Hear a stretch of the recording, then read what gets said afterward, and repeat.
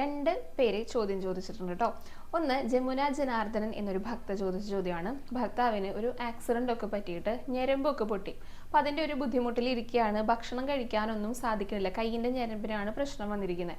അപ്പോൾ അതിന് ഇനി മരുന്നൊന്നുമില്ല, ഫിസിയോതെറാപ്പിയാണ് പറഞ്ഞിരിക്കുന്നത്.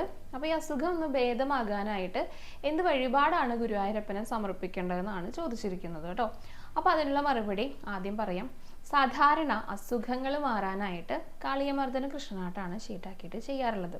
അപ്പോൾ സാധിക്കുമെങ്കിൽ കാളിയമർദ്ദനം ചെയ്തോളൂ കേട്ടോ. കാളിയമർദ്ദനം നാരായണീയത്തിൽ വായിക്കുന്നതും വളരെ നല്ലതാണ് അസുഖങ്ങളൊക്കെ ഭേദമാകാനായിട്ട്.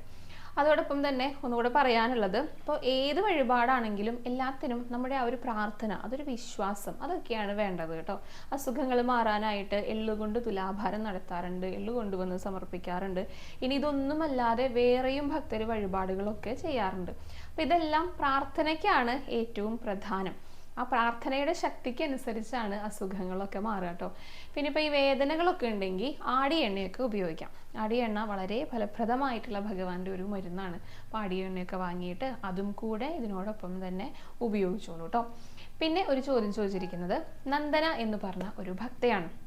നന്ദനയുടെ അമ്മ ഒരു 6 വർഷം മുൻപ് ഒരു തുലാഭാരം വഴിപാട് നേർന്നിട്ടുണ്ടായിരുന്നു. പക്ഷെ പിന്നീട് ഗുരുവായൂർക്ക് വരാനൊന്നും സാധിച്ചിട്ടില്ല. അതുകൊണ്ട് തന്നെ ആ വഴിപാട് ചെയ്തിട്ടില്ല. അപ്പോൾ എന്താണ് അതിന് ചെയ്യേണ്ടത്, അതിനൊരു പരിഹാരം എപ്പോഴാണ് ഇനി അത് ചെയ്യേണ്ടതെന്നൊക്കെയാണ് ചോദിച്ചിരിക്കുന്നത്.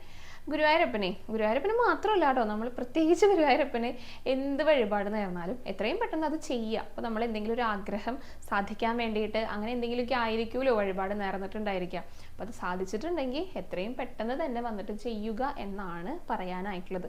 പകരമായിട്ട് ഒന്നുമില്ല കേട്ടോ. പലതവണ ഞാൻ ആവർത്തിച്ച് പറയുന്ന കാര്യമാണ്.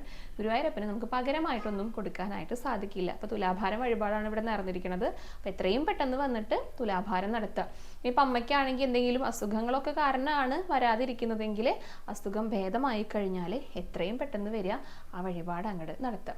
അപ്പോൾ 2 ചോദ്യവും മനസ്സിലായിട്ടുണ്ടെന്ന് വിചാരിക്കുന്നു.